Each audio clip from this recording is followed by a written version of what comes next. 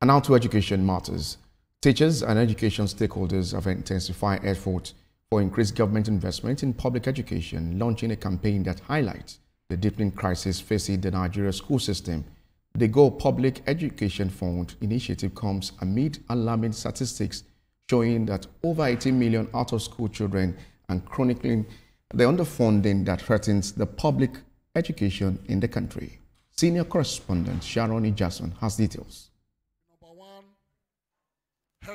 Teachers, union leaders and education advocates gathered in Lagos to launch the Go Public Fund Education campaign, part of a global movement that began in 2023. The initiative seeks to reverse years of systematic underinvestment in public education.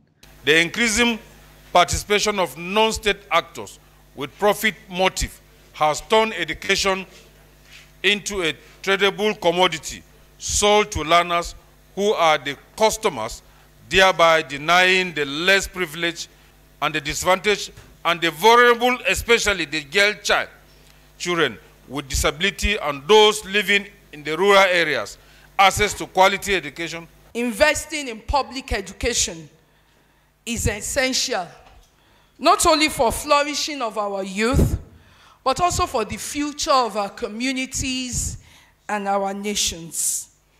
In the face of global challenges from economic inequalities, increasing hyperinflation and poverty, conflict, inequality and climate change, and unfortunately government persistent efforts to hand off education and hand over to the private sector, advocating for robust public funding for education cannot be more urgent than now. Nigeria's budgetary allocation to education consistently falls below international benchmarks, creating a vicious circle of deteriorating infrastructure and declining quality.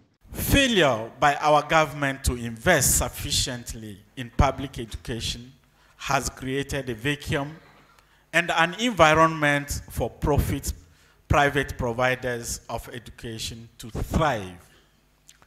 We have seen a proliferation of various forms of private providers, ranging from the so-called low-cost private schools, which are actually costly, very costly to parents, to elitist private schools, not accessible to the vast majority. When you commercialize education,